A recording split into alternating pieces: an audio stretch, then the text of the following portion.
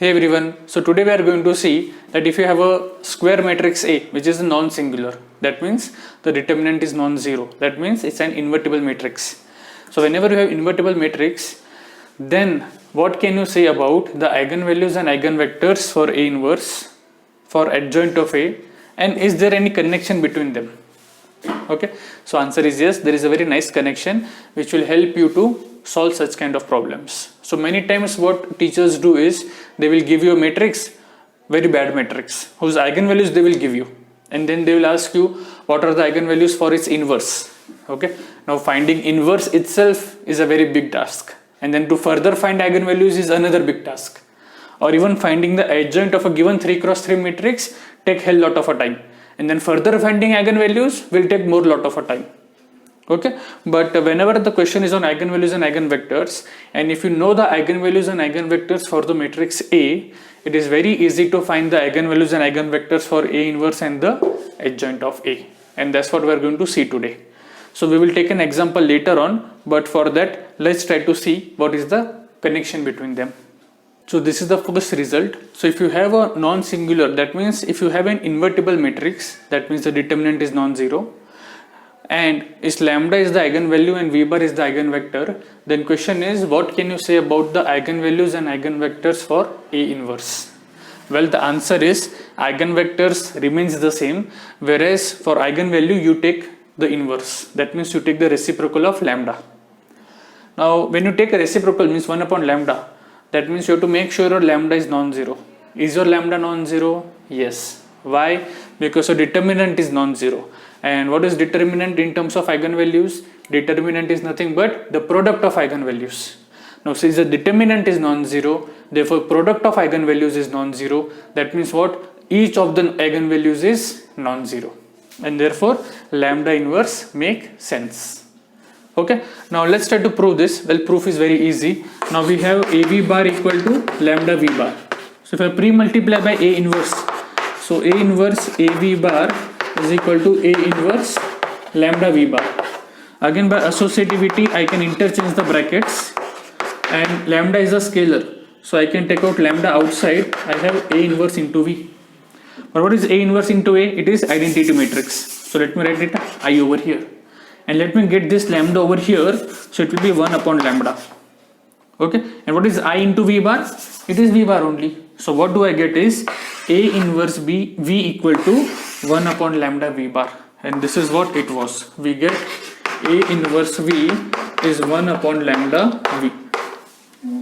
So as we can see, for inverse eigenvectors remains the same, but for eigenvalues you have to take the reciprocal. So for example, if you have a matrix whose eigenvalues are, suppose the eigenvalues of A are 2, 3, 4. What are the eigenvalues for A inverse? It will be 1 by 2, 1 by 3 and 1 by 4. And what about the eigenvectors? They remains the same. Whatever eigenvector for 2, 3, 4 you have over here, the same eigenvectors will remain here as well. Okay, so eigenvectors remains the same. For eigenvalues you have to take the reciprocal. Okay, cool. Now let's see its connection with the adjoint of a matrix. So we know that A into adjoint of a matrix is nothing but determinant of A into identity. Again I am playing with non-singular matrices. Okay, so now from here if I again multiply by A inverse, what do I have? I have A inverse into A is identity. So here I have only adjoint of A is nothing but determinant of A into, what is A inverse into I? It is A inverse only. So this is what I have. So your adjoint of a matrix is nothing but a number. Determinant is a number into A inverse. Okay, so what are the eigenvalues? So your eigenvalues of adjoint of A is same as eigenvalues of, what is adjoint of A? Determinant of A into A inverse. But if you recall my earlier lecture, link is there in the description. If you know if the eigenvalue for A is lambda, what are the eigenvalues for C times A? It is C times lambda. So here, what are the eigenvalues of determinant of A into A inverse? It is nothing but determinant of A into eigenvalues of A inverse. Okay, so if I know the eigenvalues of A inverse, what are the eigenvalues of determinant of A into A inverse? You simply multiply. So by using this fact, I know that eigenvalues of a scalar into matrix is nothing but you find the eigenvalues of a matrix and then multiply it by a scalar. Okay, so there, and we know what are the eigenvalues of lambda A inverse. It is 1 upon lambda. So this is nothing but determinant of A into 1 upon lambda. So that means what? Suppose if you have a matrix whose eigenvalues are 2, 3, 4. What are eigenvalues of adjoint of A? Determinant of A into eigenvalue of A inverse. What will be eigenvalue of A inverse? It will be 1 by 2.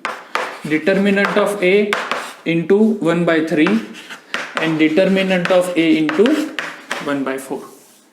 So if lambda 1, lambda 2, lambda 3 and so on, these are the eigenvalues of A, and if your A is invertible, then eigenvalues of adjoint of A are nothing but determinant of A upon lambda 1, determinant of A upon lambda 2, determinant of A upon lambda 3 and so on.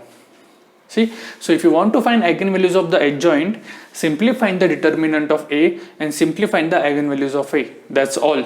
Your job is over. Suppose you have a matrix A whose determinant is 24 and eigenvalues are 2, 3, 4. Is this fine? 2 3s are 6, 6 4s are 24. Yes, because determinant is product of eigenvalues.